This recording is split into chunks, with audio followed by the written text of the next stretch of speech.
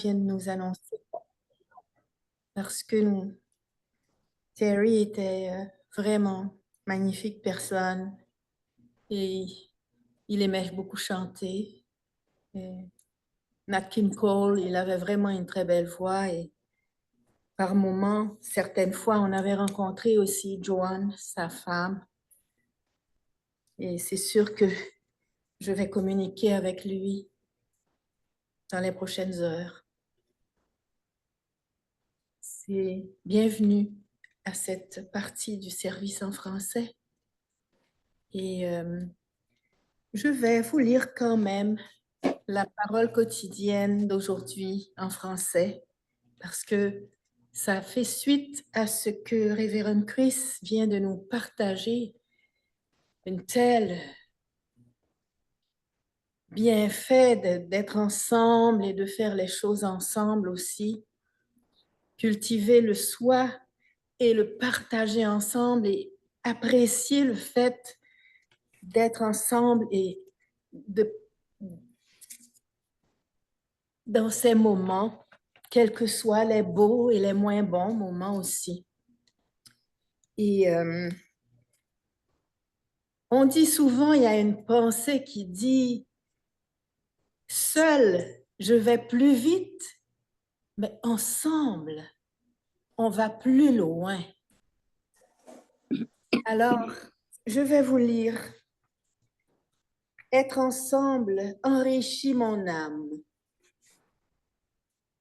Tant de choses de la vie moderne impliquent du temps seul et des efforts individuels. Plus je m'achète de confort, moins il me semble avoir de temps. Si je constate que je passe trop de temps seule, il est bon pour moi d'investir du temps et des efforts dans mes relations. Être ensemble est plus qu'une manière agréable de passer son temps.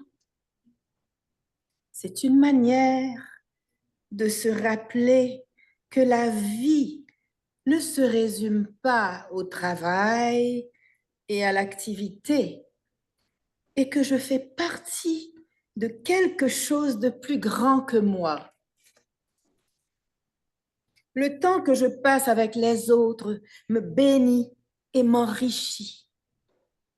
Il m'invite à partager quelque chose de moi et à rester ouvert au parcours des autres et à des façons différentes d'envisager la vie que je n'aurais peut-être pas eu seule. Être ensemble est un baume pour mon âme, une manière de sentir la présence de Dieu reflétée dans ceux avec qui je partage cette belle planète. Je fais partie de cette admirable famille humaine et je célèbre notre union. Être ensemble enrichit mon âme. Être ensemble enrichit ton âme. Être ensemble enrichit notre âme.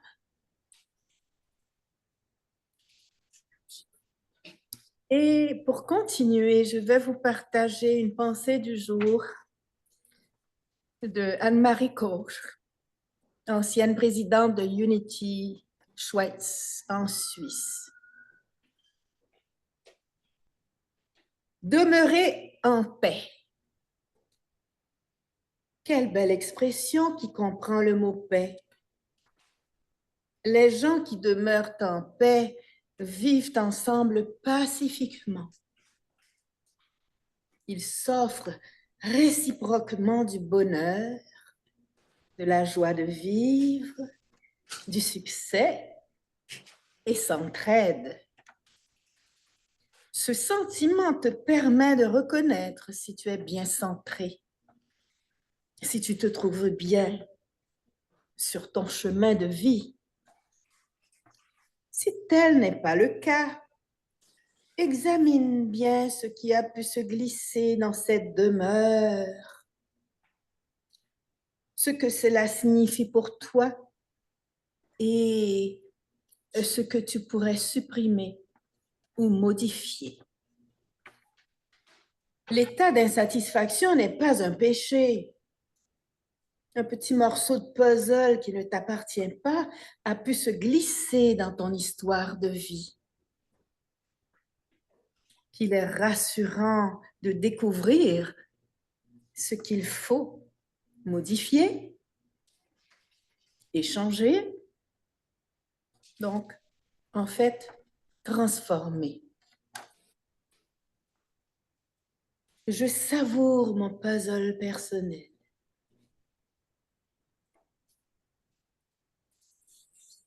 Albert Schweitzer, prix Nobel de la paix, a dit « Un homme dont l'âme est en paix est comme un soleil dans la maison qui dissipe le brouillard et les nuages. »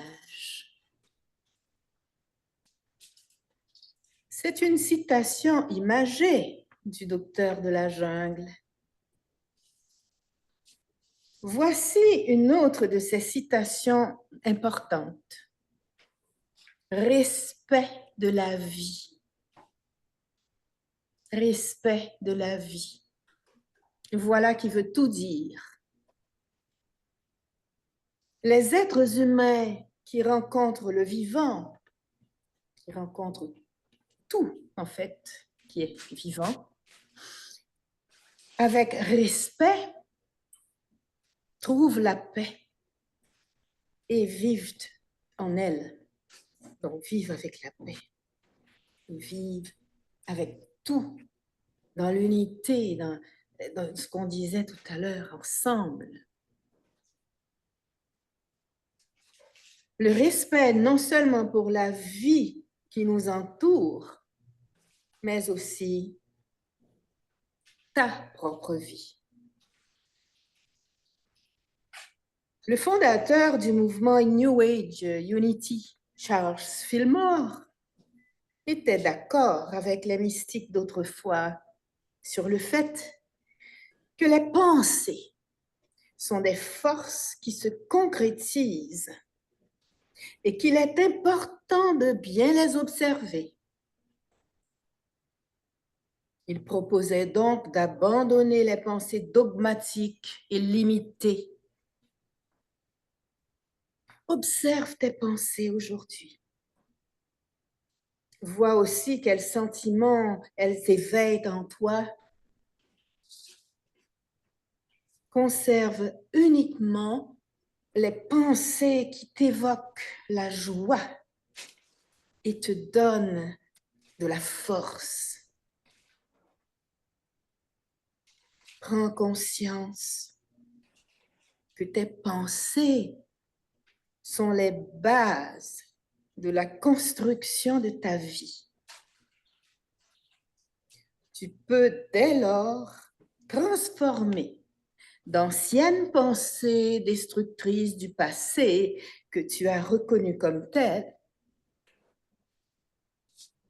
transformation, observation,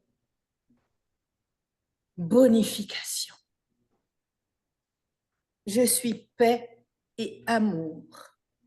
C'est sûr qu'on dit les pensées sont des choses et alors elles créent, si on pense même à l'intérieur d'une situation difficile, qu'on pense ce qu'on préfère, qu'est-ce qu'on aimerait mieux voir se manifester, on se concentre sur une solution ou sur ce qui est préférable, mais là, on se transforme. On ne transforme pas seulement la situation, mais on se transforme surtout la manière dont on vit cette situation. Pour terminer, je vais juste voir avec vous Unity, c'est sûr, c'est facile. Nous sommes avec des personnes qui sont dans un même état d'esprit, qui veulent faire un travail personnel et tout. Là où c'est très important de voir qui on est, où est-ce qu'on est dans notre cheminement, c'est quand on sort, quand on est à l'extérieur, qu'on rencontre d'autres personnes, quand bien même qu'ils font partie comme nous de l'ensemble, mais il y a toutes sortes de mentalités. Quoi qu'il en soit, ne faites pas une affaire personnelle. Comme on disait, ne réagissez pas d'une manière personnelle aux attitudes, aux, aux commentaires des gens. Ça nous libère du filet de l'importance personnelle aussi, qui nous fait penser que tout arrive en fonction de soi. Les gens ne font rien à cause de nous. Chacun vit dans son monde onirique privé, surtout quand on n'a pas cette conscience d'unité. Et lorsqu'on réagit à une remarque d'un ami, d'un collègue ou du rejet de notre partenaire, on prend, entre guillemets, les poubelles émotionnelles de ces personnes et on se les approprie, ce qui n'est pas une bonne chose. En faisant une affaire personnelle de tout ce qui nous arrive, on devient une proie facile pour tous les prédateurs. Ils peuvent facilement vous coincer avec une petite opinion de rien du tout. Si vous ne prenez rien personnellement, vous êtes protégé. Vous n'avez pas besoin d'avoir raison.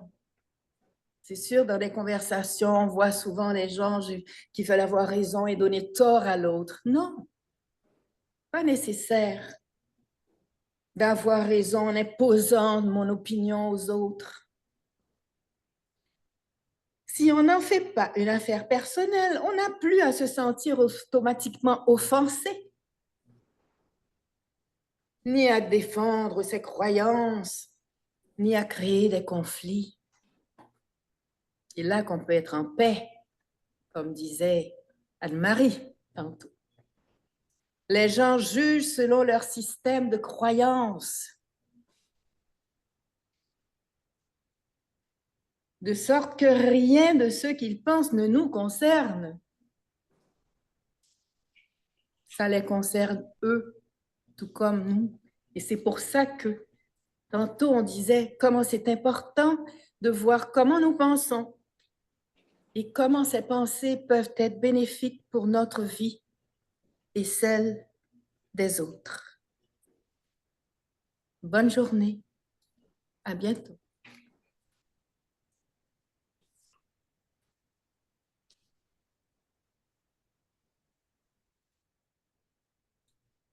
Au revoir. Wow.